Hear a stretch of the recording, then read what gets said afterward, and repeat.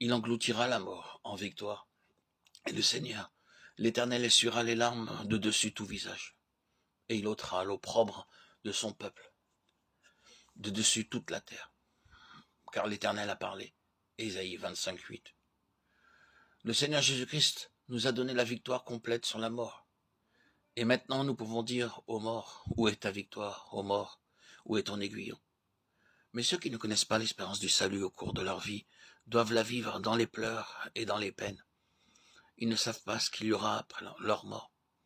Seuls ceux qui ont connu le Seigneur par expérience peuvent prononcer des paroles de grâce et de défi à la mort. Pour eux, la mort n'est qu'une séparation temporaire. Lorsqu'un homme est promu à une position élevée, par exemple un fonctionnaire subalterne qui devient président d'un État et qui doit traverser de nombreux continents, faire de longs voyages pour occuper ce nouveau poste dans cet État, est-ce qu'il quittera son foyer en pleurant? Non, bien sûr, bien au contraire.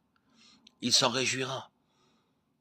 De même, seul un véritable croyant peut dire « Ô mort, où est ta victoire? Ô mort, où est ton aiguillon ?» Il peut affronter la mort dans la paix parfaite.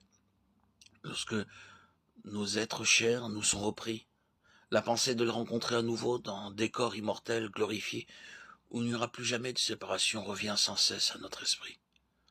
L'homme le plus fort au monde ne peut pas être libéré de la crainte de la mort. La blessure occasionnée par la mort ne peut pas être guérie par des paroles humaines.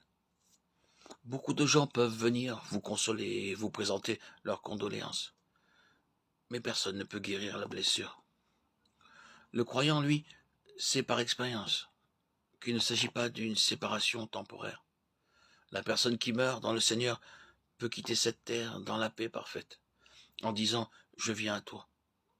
Beaucoup d'enfants de Dieu ont prononcé de telles paroles, puis sont partis dans la gloire.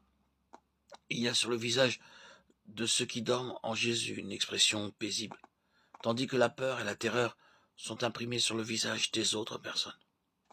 Nous pouvons dire que les premiers sont partis pour être avec le Seigneur et que nous les retrouverons. Nous pouvons gravir un pic et aller à lui en toutes circonstances, mais en affrontant la mort, et avoir ainsi sur la terre un avant-goût du ciel. Ceux-là peuvent dire en vérité, « Ô mort, où est ta victoire? Ô mort, où est ton aiguillon ?» À celui qui est ferme dans ses sentiments, tu assures la paix, parce qu'il se confie en toi. C'est une paix intérieure qui vient de toi, une paix véritable, une paix divine, une paix qui n'est pas de ce monde. À celui qui est ferme dans ses sentiments, tu assures la paix. Où que vous puissiez être, dans la prospérité ou l'adversité, la maladie ou la santé, avec beaucoup d'amis ou dépourvu de tout, dans la solitude ou en famille, vous remarquerez que cette paix se manifestera jour après jour, aussi longtemps que vous faites la volonté de Dieu et que vous essayez d'accomplir ce qu'il vous demande. Alors rien sur cette terre ne pourra ravir cette paix, ni la maladie, ni la souffrance, ni les peines. L'ennemi lui-même ne saurait vous dérober cette paix. C'est la paix parfaite. À celui qui est ferme dans ses sentiments, tu assures la paix, parce qu'il se confie en toi. Ésaïe 26:3. Ceux qui ne connaissent pas le Seigneur Jésus-Christ n'ont pas de paix.